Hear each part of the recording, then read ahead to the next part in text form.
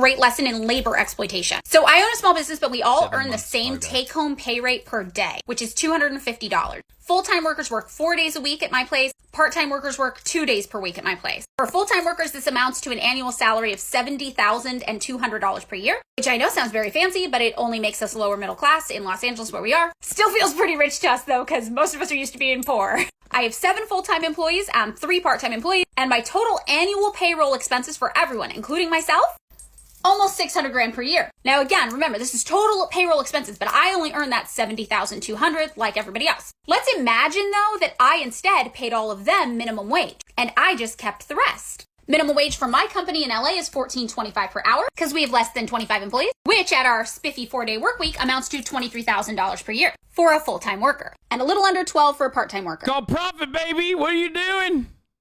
Here would be my total employee payroll at minimum wage, and this would be my pay. This is what most bosses are doing. Okay, this is... I don't understand. Why is she not doing that? Bullshit. Big chaotic Faruza bulk energy. I have no idea what that is. I skipped this TikTok earlier too fast for my brain. Yes, this is literally how this shit works. All the way. You gotta watch the response video in the comments. Look at the comments, some good replies. I need to log in for it, and I don't even know if I can fucking log in, to be honest. Here's the link. Okay, let's watch this one. This comment's really funny because it's on a video where I was talking about wage theft, and I was talking about how I own a small business, yes, but I doesn't mention that since she's the owner, she also keeps profits. She hasn't done anything revolutionary law. Dude, what the fuck? She literally described that profits are exploitation in a video that literally describes how she does not take profits and has fucking flat wages for all employees. Dude, this is why you can never defeat these fucking idiots in the marketplace of ideas. Like that notion that like, oh yeah, like logic will win. Like that's not a real thing, okay? That's not a real thing. And it's not a real thing because everyone is fucking stupid.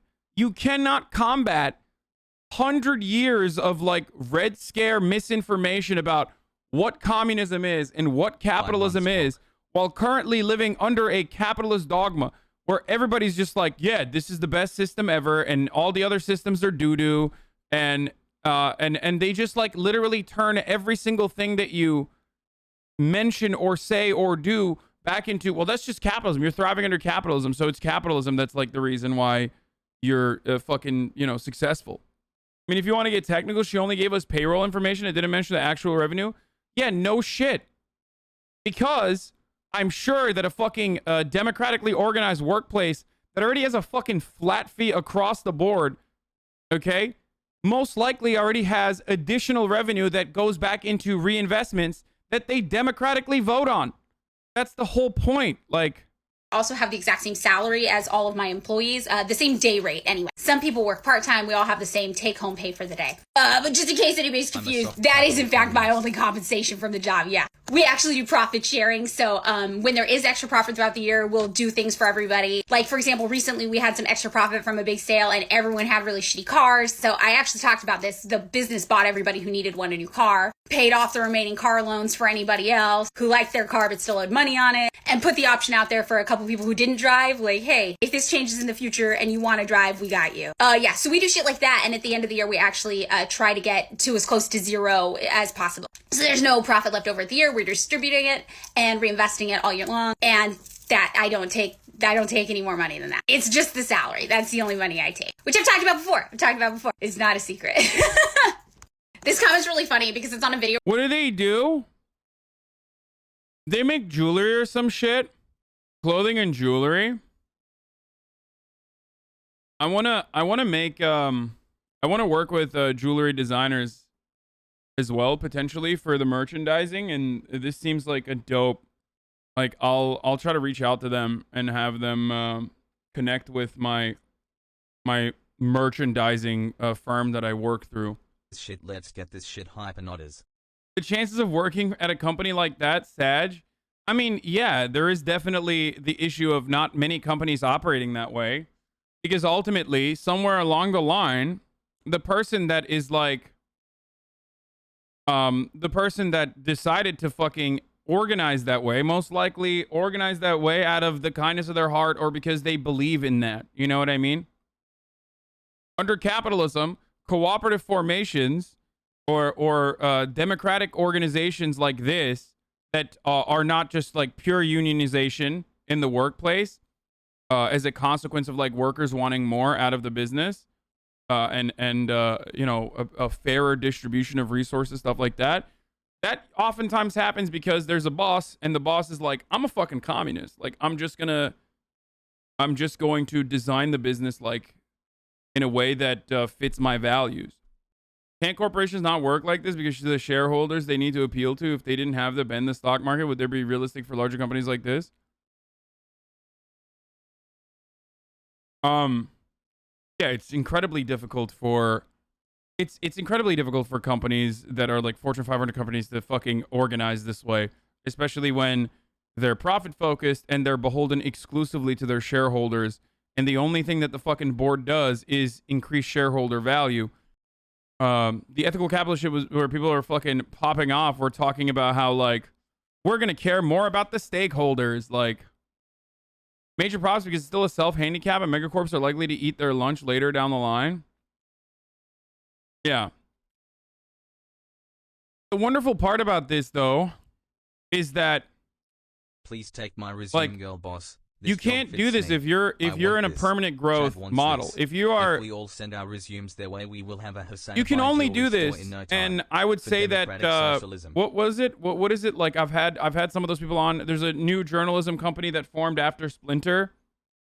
What was it called? Fuck, I was reading an interview with like one of the founders. Come on, chat. Some of you read. Oh, Defector. Defector has been able to build a super successful. I mean, they're friends of the show. And I have them on regularly, right? And Defector is super successful. Okay, they've I think brought in like $3 million in revenue in the first year of their the first time that they actually fucking 3 months people shy. First year since they like formed on their own. Oh, they're from Deadspin, sorry. And guess what? Like one of the most important parts about one of the most important parts in that interview that I read that I personally also agree with is that they're like, we're not trying to fucking get sold to a big VC.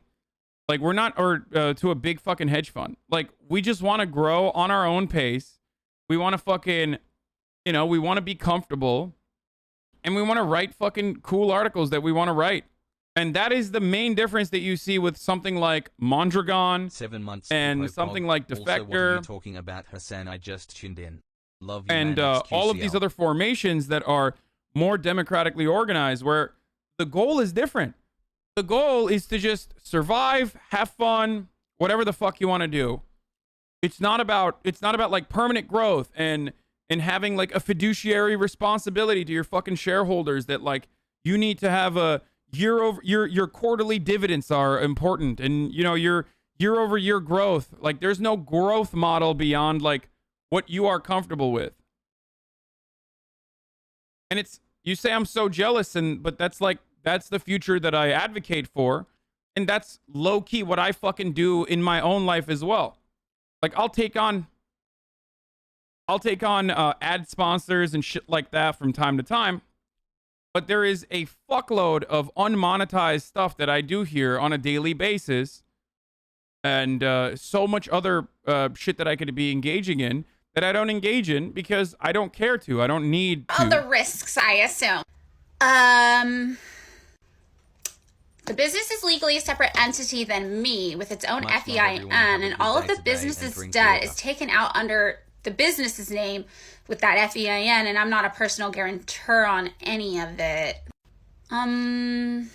So I guess if the business folded, I'd lose my job, just like all of my employees. And then we'd all just go on unemployment, because I'm eligible for that, because I'm on payroll like a regular employee would be.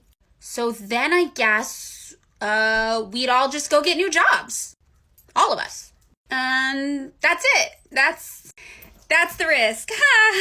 Now maybe leave comments about shit you actually understand, because you look like a fucking idiot when you say shit like this. Capitalist bootlicker bullshit. There's no fucking risk, man. Your boss is just shitty and he's taking advantage of you. Okay, as a small business owner, here are all the risks, I assume. The business is legally a separate... Dude, it's so wild. It's such a wild thing to see when, like, when people are faced with, like... When people are faced with the reality that, like, a better alternative is possible, and they are demonstrating that a better alternative is, like, feasible and it's working. It's not the end all be all, obviously, like, and when someone tells you that and you're faced with that reality, instead of re-examining everything you've known thus far, you literally turn around and you start just being like, duh, what about the risk, dude? You're still exploiting them. There's no other way. There's no shot. I'm going to figure out how you've exploited them.